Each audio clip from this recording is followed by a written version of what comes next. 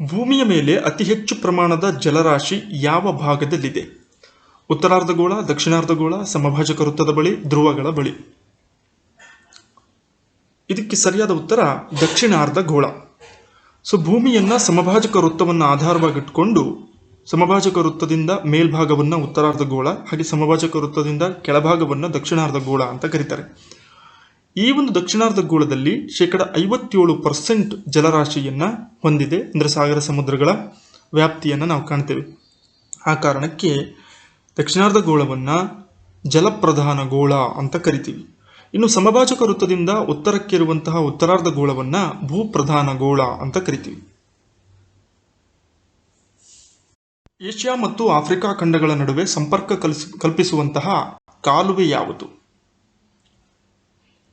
Suez ಕಾಲುವೆ ಸರಿಯಾದಂತಹ ಉತ್ತರ. ಇನ್ನು ಪನಾಮ ಕಾಲುವೆ ದಕ್ಷಿಣ ಅಮೆರಿಕ ಮತ್ತು ಉತ್ತರ ಅಮೆರಿಕಗಳನ್ನು ಸಂಧಿಸುತ್ತದೆ.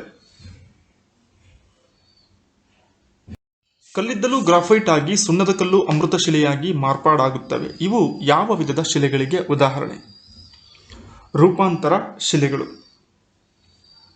ಶಿಲೆಗಳನ್ನು ಪ್ರಮುಖವಾಗಿ 3 ವಿಧಗಳಾಗಿ ವಿಂಗಡಣೆ ಮಾಡ್ತೇವೆ: ಅಗ್ನಿಶಿಲೆಗಳು, ಜಲಜ ಶಿಲೆಗಳು ಮತ್ತು ರೂಪಾಂತರ ಶಿಲೆಗಳು. ರೂಪಾಂತರ ಶಿಲೆಗಳು ಅಂತೇಳಿದ್ರೆ ಒಂದು ರೂಪದ ಶಿಲೆ ರಾಸಾಯನಿಕ ಬದಲಾವಣೆಯಿಂದ ಮತ್ತೊಂದು ರೂಪಕ್ಕೆ ಬದಲಾವಣೆ ಆಗುವಂಥದ್ದು. ಉದಾಹರಣೆಗೆ ಕಲ್ಲಿದ್ದಲು ಗ್ರಾಫೈಟ್ ಆಗಿ ಸುಣ್ಣದ ಕಲ್ಲು ಗ್ರಾನೈಟ್ ಆಗಿ ಬದಲಾವಣೆಯಾಗುತ್ತೆ. ಜಗತ್ತಿನ ಅತಿ ಉದ್ದವಾದ ನದಿ ನೈಲ್. ಹಾಗಾದರೆ ಅತಿ ದೊಡ್ಡ ನದಿ ಯಾವುದು? ಅಮೆಜಾನ್ ನದಿ. ಅತಿ ಉದ್ದ ಅಂತೇಳಿದ್ರೆ ಅದು ಹರಿಯುವಂಥ ಡಿಸ್ಟೆನ್ಸ್ ಅನ್ನು ಆಧಾರವಾಗಿಟ್ಟುಕೊಂಡು ಹೇಳ್ತೇವೆ. ಇನ್ನು ವ್ಯಾಪ್ತಿಯನ್ನು ಅಂದರೆ ಅತ್ಯಂತ ದೊಡ್ಡ ನದಿ ಅಂತೇಳಿ ಅದನ್ನು ಹೇಳೋದಾದರೆ ಅಮೆಜಾನ್ ನದಿ ದಕ್ಷಿಣ ಅಮೆರಿಕದಲ್ಲಿ ಹರಿಯುತ್ತೆ. ಇನ್ನು ಜಗತ್ತಿನ ಅತಿ ಉದ್ದವಾದ ನದಿ ನೈಲ್ ಏನಿದೆ, ಇದು ಆಫ್ರಿಕಾ ಖಂಡದಲ್ಲಿ ಹರಿಯುವಂತಹ ನದಿಯಾಗಿದೆ. ಜಗತ್ತಿನ ಅತಿದೊಡ್ಡ ಜಲವಿದ್ಯುತ್ ಕೇಂದ್ರ 3 ಜಾರ್ಜಸ್ ಅಣೆಕಟ್ಟು ಯಾವ ದೇಶದಲ್ಲಿದೆ? ಸೊ ಚೀನಾ ದೇಶದಲ್ಲಿ ಈ ಒಂದು ಅಣೆಕಟ್ಟನ್ನು ಕಾಣ್ತೀವಿ. ಅಣೆಕಟ್ಟುಗಳನ್ನು ಕಟ್ಟುವಂತಹ ಬಹುಮುಖ್ಯ ಉದ್ದೇಶಗಳಲ್ಲಿ ಜಲವಿದ್ಯುತ್ತನ್ನು ಉತ್ಪಾದನೆ ಮಾಡುವುದು ಸಮೇತ ಒಂದಾಗಿದೆ. ಹೀಗಾಗಿ ಈ 3 ಜಾರ್ಜಸ್ ಡ್ಯಾಮ್ನ ಮೂಲಕ ಉತ್ಪಾದನೆ ಮಾಡುವಂತಹ ಜಲವಿದ್ಯುತ್ ಏನಿದೆ, ಇದು ಜಗತ್ತಿನ ಅತ್ಯಂತ ದೊಡ್ಡ ಜಲವಿದ್ಯುತ್ ಕೇಂದ್ರವಾಗಿದೆ. ಪ್ರಪಂಚದ ಯಾವ ಹುಲ್ಲುಗಾವಲನ್ನು ಪ್ರಪಂಚದ ಗೋಧಿಯ ಕಣಜ ಅಂತ ಕರೆಯಲಾಗಿದೆ? ಪ್ರೈರೀಸ್ ಹುಲ್ಲುಗಾವಲು.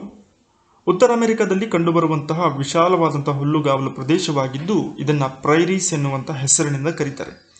ಈ ಒಂದು ಹುಲ್ಲುಗಾವಲಿನ ಪ್ರದೇಶವನ್ನ ಪ್ರಪಂಚದ ಗೋಧಿಯ ಕಣಜ ಅಥವಾ ಬ್ರೆಡ್ ಬಾಸ್ಕೆಟ್, ರೊಟ್ಟಿಯ ಬುಟ್ಟಿ ಅಂತಲೂ ಕೂಡ ಇದನ್ನು ಕರೀತಾರೆ. ಈ ಕೆಳಗಿನ ಯಾವುದು ಕಾವೇರಿ ನದಿಯ ಉಪನದಿಯಲ್ಲ?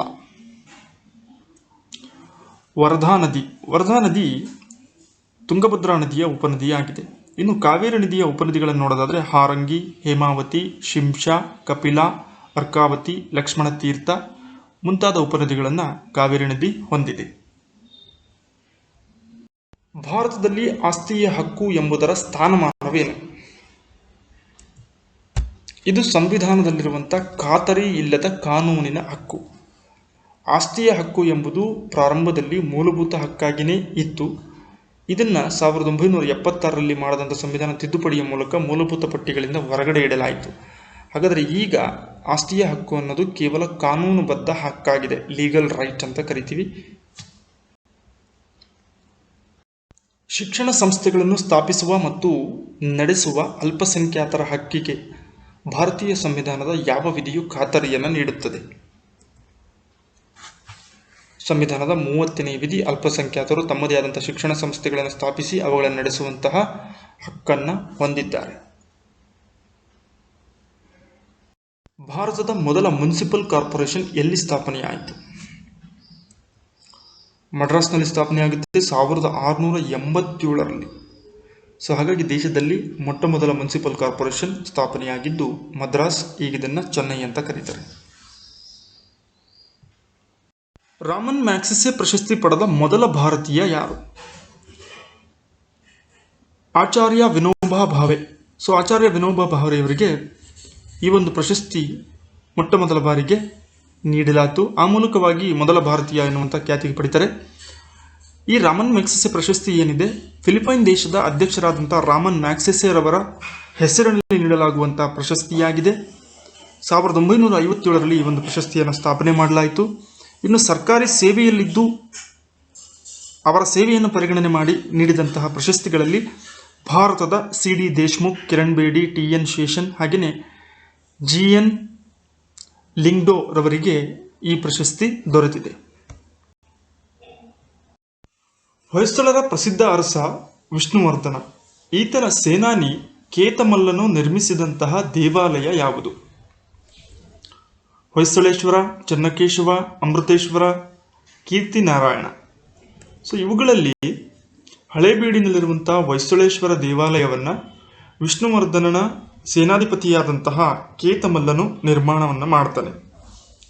ಹಳೇಬೀಡು ಹೊಯ್ಸಳರ ರಾಜಧಾನಿಯಾಗಿತ್ತು. ಈ ಒಂದು ದೇವಾಲಯವು ಶಿವನನ್ನ ಪ್ರತಿಷ್ಠಾಪನೆ ಮಾಡಿರುವಂತಹ ದೇವಾಲಯವಾಗಿದೆ. ವಿಶ್ವ ಅಭಿವೃದ್ಧಿ ವರದಿಯನ್ನು ಪ್ರಕಟಿಸುವಂತಹ ಸಂಸ್ಥೆ ಯಾವುದು? ವರ್ಲ್ಡ್ ಡೆವಲಪ್ಮೆಂಟ್ ರಿಪೋರ್ಟ್ ಅಥವಾ WDR ಅಂತ ಕರಿತೀವಿ. ಇದನ್ನು ವಾರ್ಷಿಕವಾಗಿ ಪ್ರಕಟಿಸುವಂತಹ ಸಂಸ್ಥೆ IBRD, international bank for reconstruction and development ಎನ್ನುವಂತಹ ಸಂಸ್ಥೆ ಏನಿದೆ, ಇದು 1978ರಿಂದ ಪ್ರತಿ ವರ್ಷ ಪ್ರಕಟಣೆಯನ್ನ ಮಾಡುತ್ತೆ.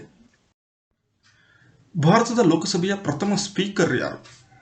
ಈಗಿರುವಂಥದ್ದು ಓಂ ಬಿರ್ಲಾ ಆದರೆ ಪ್ರಥಮ ಲೋಕಸಭೆಯ ಸ್ಪೀಕರ್ GV ಮಾಳವಂಕರ್ ಅವರು. 1 ಮೆಗಾಬೈಟ್ ಎಷ್ಟು KBಗೆ ಸಮವಾಗಿದೆ? KB ಮೀನ್ಸ್ ಕಿಲೋಬೈಟ್ಸ್ ಅಂತ ಕರಿತೀವಿ. ಕಂಪ್ಯೂಟರ್ ಆಧಾರಿತ ಪ್ರಶ್ನೆ ಇದು.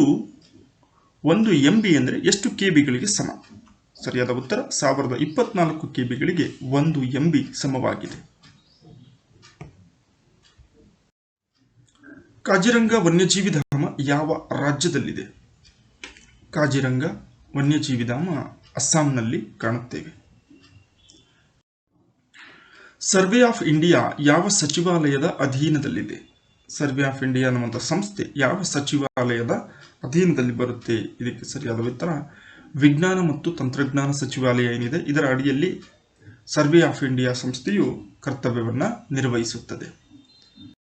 ಭಾರತದ ಚುನಾವಣಾ ಆಯೋಗವು ಒಂದು ಅಂತ ಕೇಳಿದ್ದಾರೆ. ಶಾಸನಾತ್ಮಕ ಸಂಸ್ಥೆ, ಸಾಂವಿಧಾನಿಕ ಸಂಸ್ಥೆ, ಹೆಚ್ಚುವರಿ ಸಾಂವಿಧಾನಿಕ ಸಂಸ್ಥೆ, ಮೇಲಿನ ಯಾವುದೂ ಅಲ್ಲ. ಹಾಗಾದರೆ ಭಾರತದ ಚುನಾವಣಾ ಆಯೋಗ ಏನಿದೆ, ಎಲೆಕ್ಷನ್ ಕಮಿಷನ್ ಆಫ್ ಇಂಡಿಯಾ, ಇದು ಸಾಂವಿಧಾನಿಕ ಸಂಸ್ಥೆಯಾಗಿದ್ದು ಸಂವಿಧಾನದ 324ನೇ ವಿಧಿ ಅನ್ವಯ ಇದನ್ನ ಸ್ಥಾಪನೆ ಮಾಡಲಾಗಿದೆ.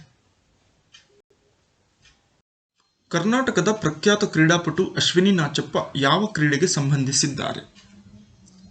ಇವರು ಅಥ್ಲೆಟಿಕ್ಸ್ ಕ್ರೀಡೆಗೆ ಪ್ರಸಿದ್ಧರಾಗಿದ್ದು ಅರ್ಜುನ ಪ್ರಶಸ್ತಿ ವಿಜೇತರು ಕೂಡ ಆಗಿದ್ದಾರೆ. ಅಶ್ವಿನಿ ನಾಚಪ್ಪನವರು. ಭಾರತದ ಮೊದಲ ಚಿಟ್ಟೆ ಉದ್ಯಾನವನ ಎಲ್ಲಿದೆ? ಬನ್ನೀರುಘಟ್ಟ ರಾಷ್ಟ್ರೀಯ ಉದ್ಯಾನವನ ಬೆಂಗಳೂರಿಗೆ ಹತ್ತಿರದಲ್ಲಿದ್ದು ಇಲ್ಲಿ ದೇಶದ ಮೊದಲ ಚಿಟ್ಟೆಗಳ ಉದ್ಯಾನವನವನ್ನು ಸ್ಥಾಪಿಸಲಾಗಿದೆ. ರಾಜ್ಯ ನಿರ್ದೇಶಕ ತತ್ವಗಳು ಸಂವಿಧಾನದ ಯಾವ ಭಾಗದಲ್ಲಿವೆ? ಸಂವಿಧಾನದ 4ನೇ ಭಾಗದ 36ನೇ ವಿಧಿಯಿಂದ 51ನೇ ವಿಧಿಯವರೆಗೆ ರಾಜ್ಯ ನಿರ್ದೇಶಕ ತತ್ವಗಳ ವಿವರಣೆಯನ್ನು ನಾವು ಕಾಣ್ತೇವೆ. ಕಲ್ಯಾಣ ರಾಜ್ಯ ಅಥವಾ ಸುಖಿ ರಾಜ್ಯದ ಪರಿಕಲ್ಪನೆಯನ್ನು ಹೊಂದಿರುವಂಥ ಇವು ಸರ್ಕಾರಕ್ಕೆ ನೀಡುವಂಥ ಮಾರ್ಗದರ್ಶನದ ತತ್ವಗಳಾಗಿದ್ದಾವೆ. ರೇಡಿಯೋ ತರಂಗಗಳನ್ನು ಪ್ರಸಾರ ಮಾಡುವ ವಾಯುಮಂಡಲದ ವಲಯ ಯಾವುದು? ಪರಿವರ್ತನಾ ವಲಯ, ಮಧ್ಯಂತರ ವಲಯ, ಅಯಾನು ವಲಯ ಮತ್ತು ಬಾಹ್ಯ ವಲಯ. ಇದರಲ್ಲಿ ರೇಡಿಯೋ ತರಂಗಗಳನ್ನು ಭೂಮಿಗೆ ಪ್ರತಿಫಲಿಸುವಂತಹ ವಾಯುಮಂಡಲದ ವಲಯ ಅಯಾನು ವಲಯವಾಗಿದೆ. ಏಷ್ಯಾ ಖಂಡದ ಅತಿದೊಡ್ಡ ಪರ್ಯಾಯ ದ್ವೀಪ ಯಾವುದು? ಶ್ರೀಲಂಕಾ, ಜಪಾನ್, ಭಾರತ ಮತ್ತು ಮಲೇಷಿಯಾ. ಈ 4 ದೇಶಗಳಲ್ಲಿ ಯಾವ ದೇಶವನ್ನ ಏಷ್ಯಾ ಖಂಡದ ಅತಿದೊಡ್ಡ ಪರ್ಯಾಯ ದ್ವೀಪ ಅಂತ ಕರೀತಾರೆ ಅಂದ್ರೆ ಭಾರತ ದೇಶವನ್ನ. ಪರ್ಯಾಯ ದ್ವೀಪ ಅಂತ ಹೇಳಿದ್ರೆ 3 ಕಡೆ ನೀರಿನಿಂದ ಆವೃತವಾಗಿದ್ದು ಒಂದು ಕಡೆ ಭೂಭಾಗವನ್ನು ಹೊಂದಿದ್ರೆ ಅಂತಹ ಪ್ರದೇಶವನ್ನ ಪರ್ಯಾಯ ದ್ವೀಪ ಅಂತ ಕರೀತಾರೆ. ಅದಕ್ಕೆ ಅತ್ಯುತ್ತಮ ಉದಾಹರಣೆ ಭಾರತ ದೇಶವಾಗಿದೆ. ರಾಮನಾಥ ಎಂಬ ಅಂಕಿತ ನಾಮ ಹೊಂದಿದ್ದ ಈ ವಚನಕಾರ ಬಸವಣ್ಣನಿಗಿಂತ ಹಿರಿಯವನು. ಹಾಗಾದ್ರೆ ಯಾರ ಬಗ್ಗೆ ಈ ಒಂದು ವಾಕ್ಯವನ್ನು ನೀಡಲಾಗಿದೆ? ಇದು ಜೇಡರ ದಾಸಿಮಯ್ಯನನ್ನ ಕುರಿತು ಹೇಳಿರುವಂತಹ ವಾಕ್ಯವಾಗಿದ್ದು ಈತನನ್ನ ದೇವರ ದಾಸಿಮಯ್ಯ ಅಂತ ಕೂಡ ಕರೀತಾರೆ. ನೇಯ್ಗೆಯಿಂದ ವೃತ್ತಿಯನ್ನ ಮಾಡ್ತಾ ಇದ್ದು ರಾಮನಾಥ ಎಂಬ ಅಂಕಿತನಾಮದಿಂದ 145 ವಚನಗಳನ್ನು ರಚನೆ ಮಾಡಿದ್ದ. ಅಷ್ಟು ಮಾತ್ರ ದೊರಕಿದ್ದು ಈತ ಬಸವಣ್ಣನಿಗಿಂತ ಹಿರಿಯನವನಾಗಿದ್ದಾನೆ.